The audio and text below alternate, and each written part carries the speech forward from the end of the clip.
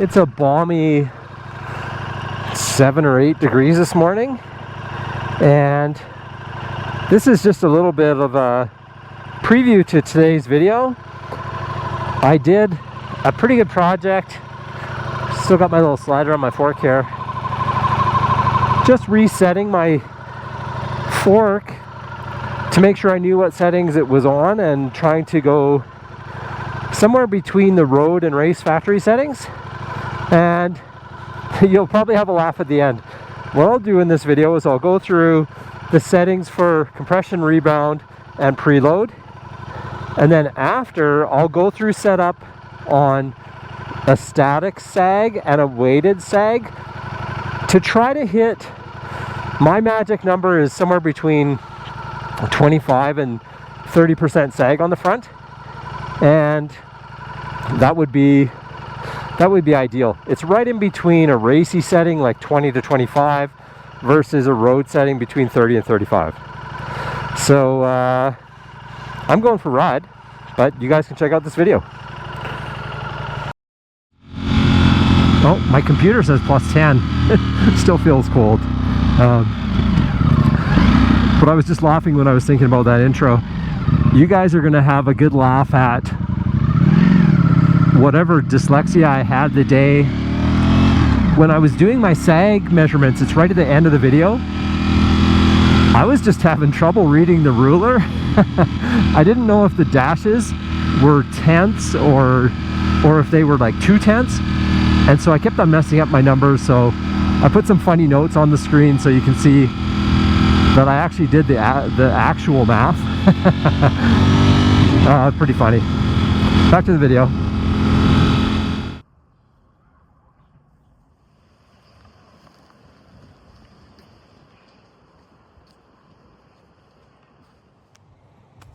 What's up, YouTube? Today we're going to do a video that I did before on the V2, setting up full setup on the Showa forks. If you have a V2 Street Fighter, not an S, or V4, again, not the S. This is the one with the Showa forks. And we're going to wind it back right to 0, because who knows what the factory setting was or what your dealer set up. Typically they're set up too soft in the front and too hard in the back. We'll do the rear shock later. So today we're going to run through what are your settings, what do you do, how do you set it up, and you can follow along in your user manual. There's some good guidelines in there that I ran with last time. And after that, get out for a ride and try it out. So let's just buzz through this. This will be a quick video today. Here we go.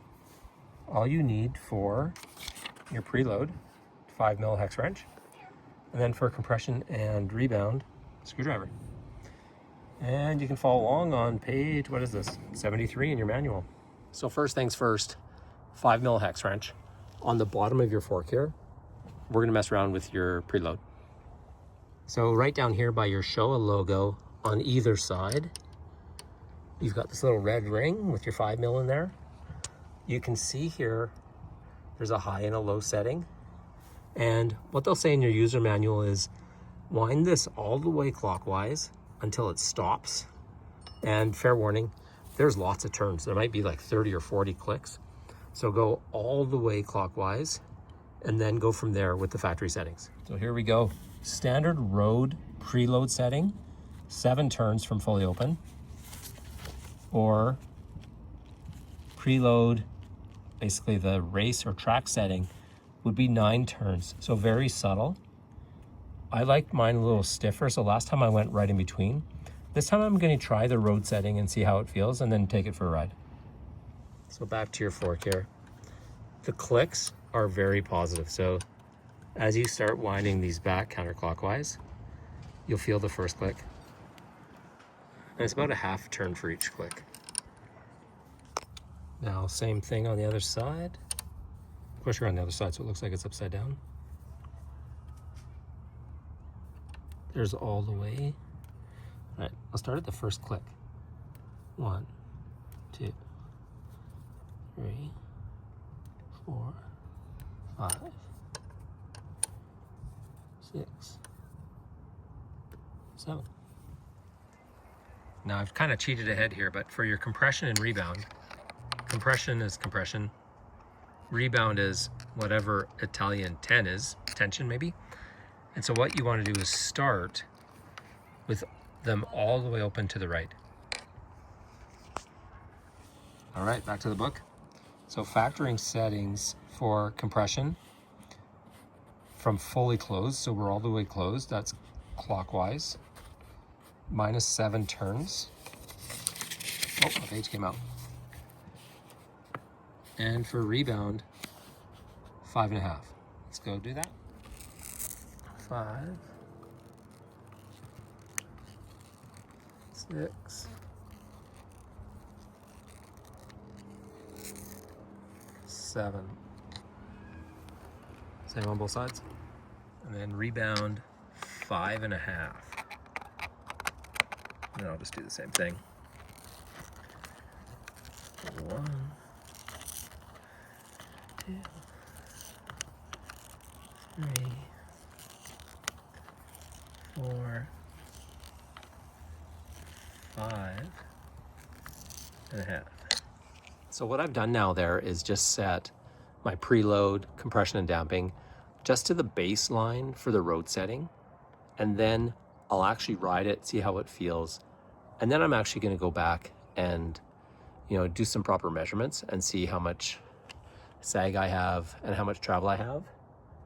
But step one is just to make sure you know where your bike is at, so you know where you're starting. So all the way clockwise on all your settings, wind them back to the factory settings, and then start messing with it. Let's go. And I'm going to do the rear later when I set up my sag, but I know it's too hard right now. So I'm actually going to do 2 clicks soft and to see how that feels.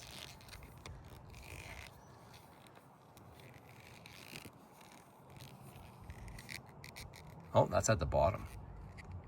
Oh, that's crazy. I think I need to change my spring rate because it's way too stiff for me. I'm going to go back a turn.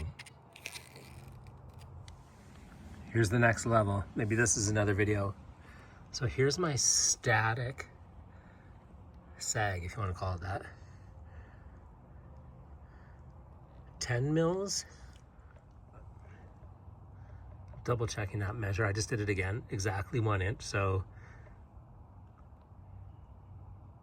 2.25 centimeters out of what I think total, if I put my 110 mark on the bottom there, that looks like it would be about true. So it should be 110 mils travel. So second round, just stood up and put a little bit of weight on the fork.